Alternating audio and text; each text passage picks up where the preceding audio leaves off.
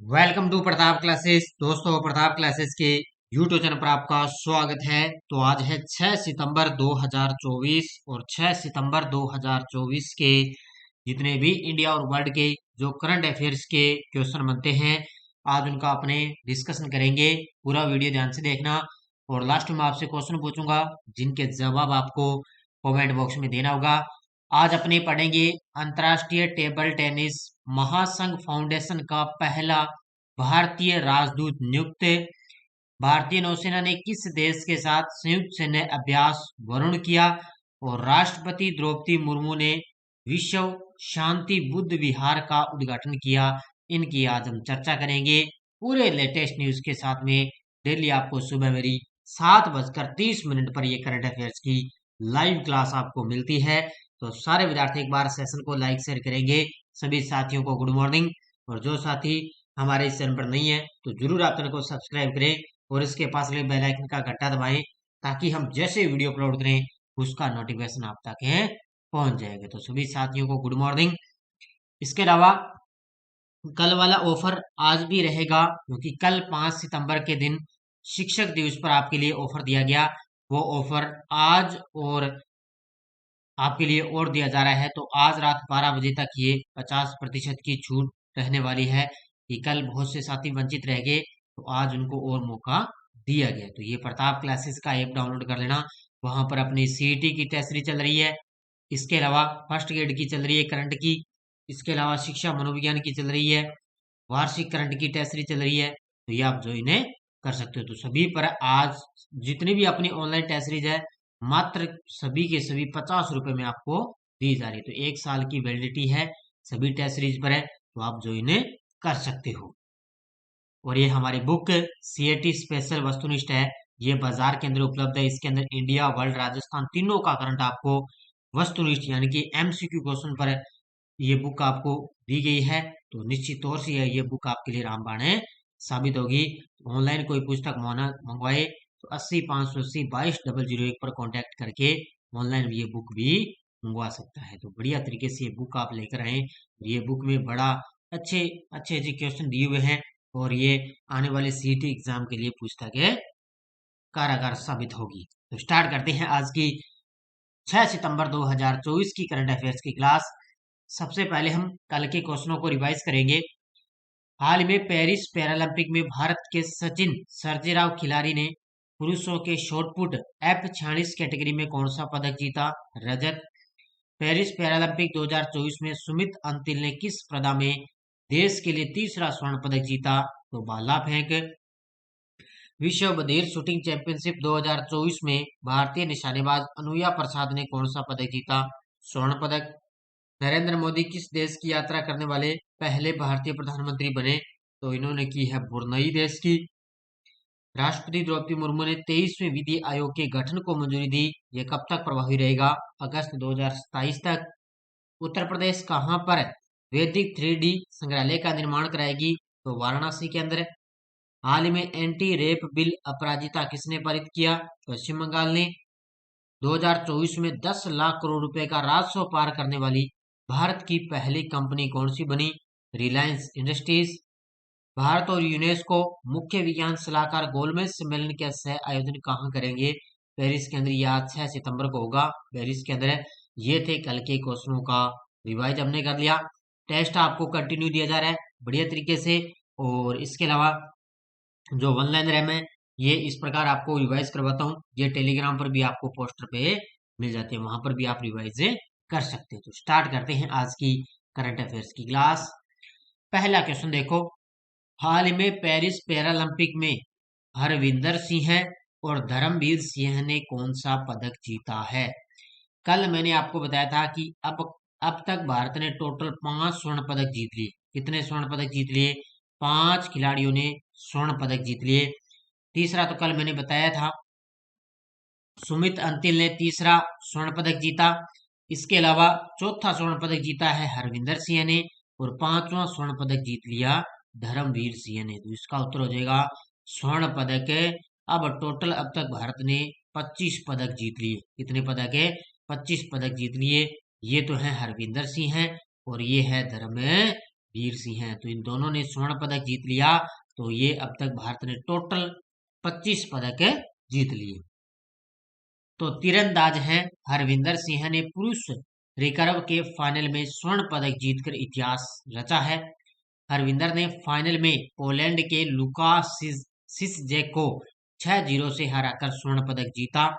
यह तीरंदाजी में भारत का पहला पैरालंपिक स्वर्ण पदक है। तीरंदाजी के अंदर भारत का पहला पैरालंपिक स्वर्ण पदक किसने जीता? हरविंदर सिंह ने। साथ ही उनका दूसरा पैरालंपिक पदक भी है। तो टोक्यो पैरालंपिक में भी उन्होंने दूसरा पदक जीता। हरविंदर सिंह ने 3 साल पहले टोक्यो पैरालंपिक में कांस्य पदक जीतकर इतिहास रचा था। तो टोक्यो पैरालंपिक में इन्होंने कांस्य पदक जीता। इसके अलावा धर्मवीर सिंह ने 34.92 मीटर के बेस्ट थ्रो के साथ गोल्ड किया और प्रणम सुरमा ने 34.59 मीटर के साथ बेस्ट थ्रो के साथ सिल्वर मेडल जीता है। तो अब तक भारत ने 5 गोल्ड, 9 सिल्वर और 11 ब्रॉन्ज मेडल जीत लिए हैं। तो बाकी अब आज 6 सितंबर हो चुकी है, 3 दिन बचे हैं, 6, 7 और 8, 3 दिन चलेगा। 8 सितंबर का तो ये लास्ट दिन है इसका। तब अपने उसके बाद में चर्चा करेंगे कि भारत ने कितने पदक जीते, किस किस ने रजत पदक जीता, किन खिलाड़ियों ने कांस्य पदक जीता, अलग से पूरी चर्चा इसकी करेंगे। हाल में अंतर्राष्ट्रीय टेबल टेनिस महासंघ फाउंडेशन का पहला भारतीय राजदूत किसे नामित किया गया? अंतर्राष्ट्रीय टेबल टेनिस महासंघ ITTF फाउंडेशन का पहला भारतीय राजदूत किसको नामित किया गया? ये किया गया शरत कमल अंचता को। ये तस्वीर में आप देख सकते हो, शरत कमल अंचता, इनको 2022 के अंदर मेजर ध्यानचंद खेल रत्न अवार्ड भी मिला था। और ये पिछली बार सीटी के अंदर ये क्वेश्चन आया था कि 2022 के अंदर मेजर ध्यानचंद खेल रत्न अवार्ड किसको मिला? शरत कमल को मिला। और ये किस खेल के खिलाड़ी हैं? टेबल टेनिस के खिलाड़ी हैं। तो ये अंतर्राष्ट्रीय टेबल टेनिस महासंघ फाउंडेशन का पहला भारतीय राजदूत इनको नामित किया गया।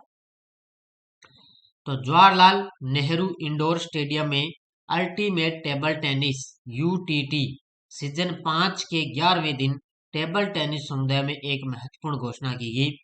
भारत के शीर्ष पेडलर शरत कमल को अंतर्राष्ट्रीय टेबल टेनिस महासंघ फाउंडेशन का पहला भारतीय राजदूत नामित किया गया। हाल में पेरिस ओलंपिक में ये भारत के लिए पुरुष ध्वजवाहक भी रहे थे। तो इसके अलावा ये अब की बार जो अभी पेरिस ओलंपिक हुए ना, उनके अंदर भारत के लिए पुरुष ध्वजवाहक भी रहे थे। ये भी पॉइंट आपको याद रखना है। हाल में भारतीय नौसेना ने किस देश के साथ संयुक्त सैन्य अभ्यास वरुण का आयोजन किया है? तो अभ्यास का नाम क्या है? वरुण। तो भारतीय नौसेना के द्वारा ये अभ्यास किया गया और ये इन्होंने किया है फ्रांस के साथ। इस देश के साथ में किया है, फ्रांस देश के साथ संयुक्त सैन्य अभ्यास वरुण का आयोजन किया है। किसने, कहां पर किया? ये किया है भूमध्य सागर में। कहां पर किया गया? भूमध्य सागर में इस अभ्यास का आयोजन किया गया। तो भारतीय और फ्रांसीसी नौसेनाओं ने भूमध्य सागर में वरुण नाम से अपना 22वां संयुक्त नौसैनिक अभ्यास आयोजित किया। इसके अंदर दोनों पक्षों के गाइडेड मिसाइल फ्रिगेट INS तब्बर और समुद्री गश्ती विमान और संयुक्त हेलीकॉप्टर शामिल हुए। इस अभ्यास में संयुक्त संचालन, पुनर्गठन और कई तरह के सामरिक युद्ध अभ्यास शामिल थे। तो इतना ही आपको याद रखना है कि भूमध्य सागर में भारत और फ्रांस के बीच में वरुण नाम से अभ्यास किया गया था। हाल में राष्ट्रपति द्रौपदी मुर्मू ने कहा विश्व शांति बुद्ध विहार का उद्घाटन किया है? हाल ही में राष्ट्रपति द्रौपदी मुर्मू द्वारा कहां पर विश्व शांति बुद्ध विहार का उद्घाटन किया गया? तो ये किया है महाराष्ट्र में। कहां पर किया है? महाराष्ट्र राज्य के अंदर उन्होंने विश्व शांति बुद्ध विहार का उद्घाटन किया है। ये तस्वीर में आप देख सकते हो, कहां पर है? महाराष्ट्र के अंदर। तो राष्ट्रपति द्रौपदी मुर्मू ने महाराष्ट्र के उदगीर लातूर जिले में, कहां पर है? महाराष्ट्र का है उदगीर लातूर जिले में विश्व शांति बुद्ध विहार का उद्घाटन और लोकार्पण किया। उन्होंने विहार के अंदर गौतम बुद्ध की एक प्रतिमा भी स्थापित की और डॉक्टर साहब अंबेडकर की प्रतिमा पर पुष्पांजलि अर्पित की है। इसके अलावा गौतम बुद्ध की प्रतिमा की स्थापित की और डॉक्टर भीमराव अंबेडकर की प्रतिमा पर पुष्पांजलि अर्पित की। 15 हेक्टेयर तक फैले इस बुद्ध विहार में एक ध्यान केंद्र है जिसके अंदर 1200 न्यायी रह सकते हैं और बिहार के सांची स्तूप से प्रेरित होकर इसके मुख्य प्रवेश द्वार का निर्माण है किया गया है। तो बड़ा गजब का पॉइंट है। राष्ट्रपति द्रौपदी मुर्मू ने महाराष्ट्र के उदगीर लातूर जिले में विश्व शांति बुद्ध विहार का उद्घाटन किया।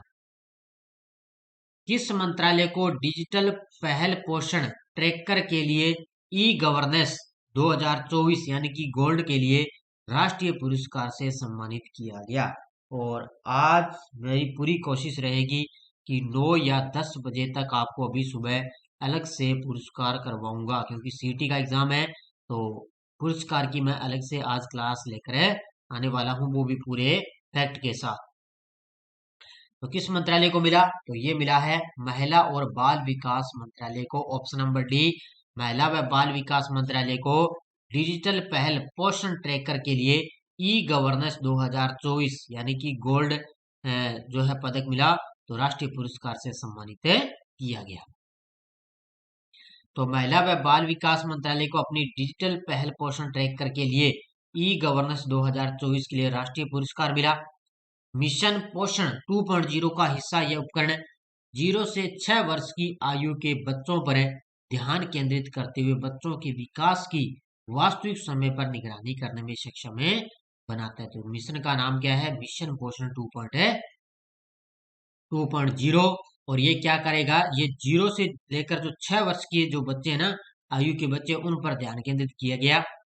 मिशन पोषण 2.0 इसका मुख्य उद्देश्य पोषण ट्रैकर है बच्चों के स्वास्थ्य में सुधार लाना। तो ये बच्चों के स्वास्थ्य में सुधार लाना है, इन बच्चों पर ध्यान दिया गया, इसीलिए इनको क्या है, पोषण ट्रैकर के लिए ई गवर्नेंस 2024 का राष्ट्रीय पुरस्कार मिला है।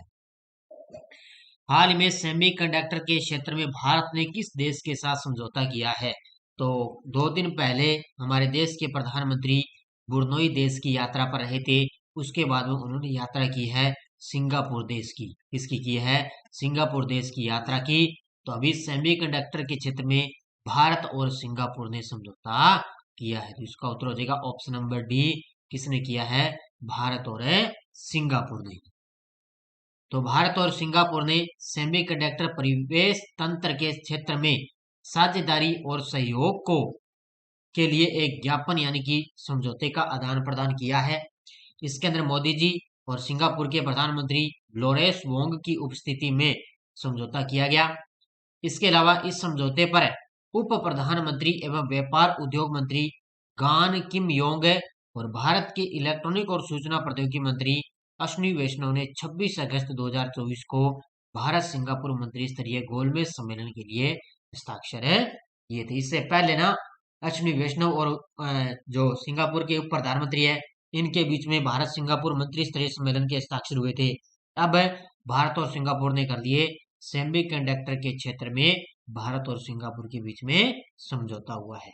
याद रखना बढ़िया तरीके से, क्योंकि मोदी जी है लगभग अब विदेश देशों की यात्रा पर है, तो कहीं से भी किसी प्रकार का क्वेश्चन बनेगा। हाल में कौन सी राज्य सरकार आईटी और आईटीएस हब में 33,500 करोड़ रुपए का निवेश करेगी? हाल ही में कौन सी राज्य सरकार है आईटी और आईटीएस हब में 33,500 करोड़ रुपए का निवेश करेगी? तो वो करेगी उत्तर प्रदेश की सरकार। कौन सी करेगी? उत्तर प्रदेश की सरकार है आईटी और आईटीएस हब के अंदर 33,500 करोड़ रुपए का निवेश करेगी। तो यूपी के सीएम कौन है? योगी आदित्यनाथ। तो उत्तर प्रदेश सरकार अगले 5 वर्षों में सूचना प्रौद्योगिकी आईटी और आईटी सक्षम सेवाओं आईटीएस के क्षेत्रों में वृद्धि को बढ़ावा देने के लिए लगभग 33,500 करोड़ रुपए यानी कि लगभग $4 बिलियन का महत्वपूर्ण निवेश करने जा रही है। तो इस योजना का लक्ष्य होगा 5 शहर हैं यूपी के, नोएडा, लखनऊ, कानपुर, वाराणसी और प्रयागराज। तो इसके अंदर प्रौद्योगिकी केंद्र विकसित करके इन क्षेत्रों में 10 गुना वृद्धि करना है। तो बड़ा ही गजब का है। तो कौन सी सरकार है? यूपी की सरकार। अब आपको एक पॉइंट याद रखना है कि अजय रात्रा भारतीय क्रिकेट चयन समिति में शामिल हो चुके हैं। कौन है? अजय रात्रा है, वो भारतीय क्रिकेट चयन समिति में शामिल हो गए।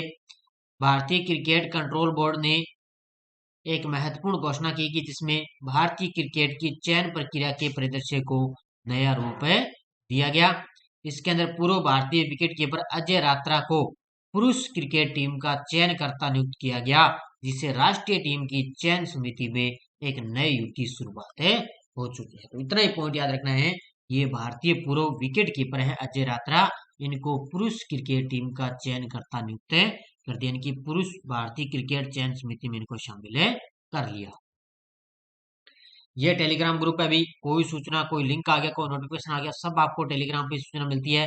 तो आज 50% का ऑफ है ही। इसके अलावा हमने एक नई टेस्ट सीरीज लॉन्च कर दी आरएएस के लिए। आरएएस के लिए स्पेशल इंडिया और वर्ल्ड का करंट मैंने स्टार्ट कर दिया। अभी पीडीएफ आपको मिलेगी जिसका प्रिंट निकाल सकते हो।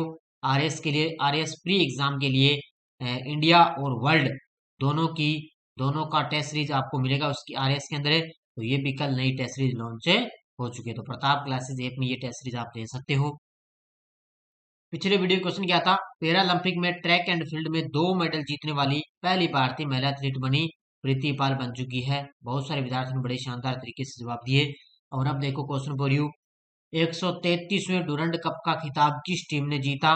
Mohan Bagan super giant, Kerala blaster, north east united FC, Mumbai city. अब बताओगे मुझे इसका आयोजन कहाँ पर हुआ, फाइनल के अंदर किसको हराया और किस टीम ने ये खिताब जीता? इसकी पूरी डिटेल मुझे बताओगे। देखते हैं कितने विद्यार्थी इसकी पूरी डिटेल मुझे बताते हैं।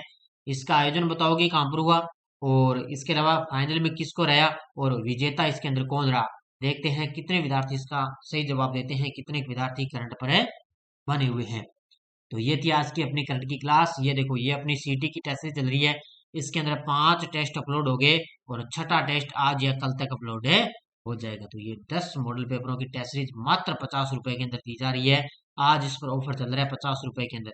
इसके अलावा अलग से कोई करंट की टेस्ट सीरीज लेना चाहे तो अलग से ले सकता है, और बढ़िया तरीके से आपको शिक्षा मनोविज्ञान है ये भी आप ले सकते हो। तो धन्यवाद। जय हिंद, जय भारत।